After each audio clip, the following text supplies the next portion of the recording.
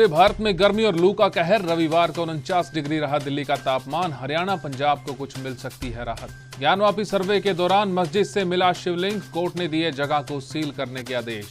अब तक के सबसे बड़े आर्थिक संकट से जूझ रही श्रीलंका पर अब कुदरत की मार, बाढ़ और लैंडस्लाइडिंग से सैकड़ों परिवारों की बड़ी मुसीबत। नमस्कार, मैं हूं संजय सेठी, आप देख रहे हैं जेएसडी टाइम्स। ज्ञानवापी से जुड़ी एक बड़ी खबर आ रही है। परिसर के अंदर सर्वे टीम को शिवलिंग मिला है। ये बात सामने आने के बाद वाराणसी कोर्ट ने डीएम को आदेश दिया है कि जिस जगह शिवलिंग मिला है उसे तत्काल सील कर दिया जाए, जहां पर किसी भी व्यक्ति का प्रवेश वर्जित किया जाए। बुद्ध पूर्णिमा के मौके पर पीएम मोदी आज सुबह करीब 10:30 बजे नेपाल के लुम्बिनी पहुंचे, जहां उन्होंने भारत की पहल पर बनाए जा रहे सेंटर फॉर बौद्ध कल्चर एंड हेरिटेज की आधारशिला रखी। इस सेंटर में बौद्ध परंपरा पर स्टडी होगी। अब तक के सबसे बड़े आर्थिक संकट का सामना कर रही श्रीलंका को आसमानी आफत का भी सामना करना पड़ रहा है। श्रीलंका में भारी बारिश की वजह से 600 से ज्यादा परिवार लैंडस्लाइडिंग और बाढ़ से प्रभावित हुए हैं। रेत माफिया पर कार्रवाई के नाम पर लेपापोती करने वाली पंजाब पुलिस ने एक ऐसे आरोपी को पकड़ा है। उससे 5 किलो रेत, एक टोकरी, एक कस्सी और 100 रुपए कैश बरामद होने का दावा किया जा रहा है। पुलिस ने किसान पर अवैध माइनिंग का केस भी दर्ज कर डाला है। हालांकि किसान का कहना है कि वो अपने खेत की जमीन को समतल कर रहा था। देश भर में गर्मी का सितम जारी है। राजधानी दिल्ली में रविवार को चिलचिलाती गर्मी और भीषण लू के बीच इलाकों का तापमान 49 डिग्री रिकॉर्ड हुआ। देश के किसी भी शहर के मुकाबले इस साल ये सबसे ज्यादा तापमान था। राजस्थान में लू का कहर जारी है। झुलसाने वाली गर्मी का अंदाज इस बात से लगाया जा सकता है कि जोधपुर में सड़कों पर पानी छिड़काव करना पड़ा। बीकानेर में तो पेड़ों में आग तक लग गई। हालांकि ये आग जंगलों की वजह से भी हो सकती है।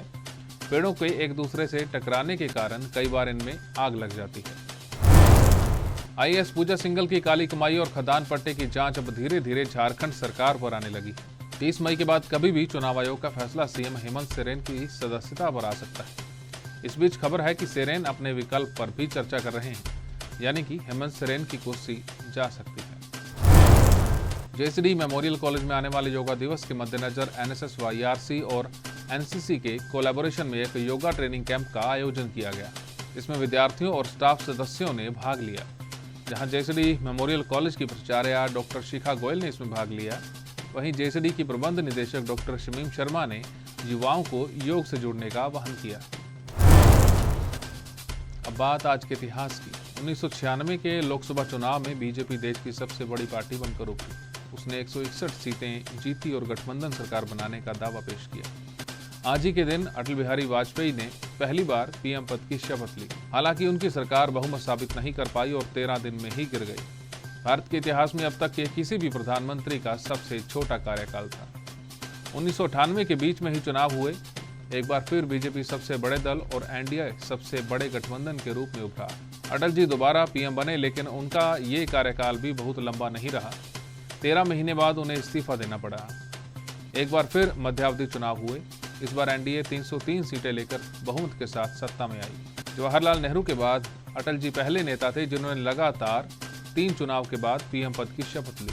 25 दिसंबर 1924 में जन्मे अटल जी 1942 में भारत छोड़ो आंदोलन में राजनीति में आए थे। 1951 में भारतीय जनसंघ के गठन में भी उनका अहम योगदान रहा।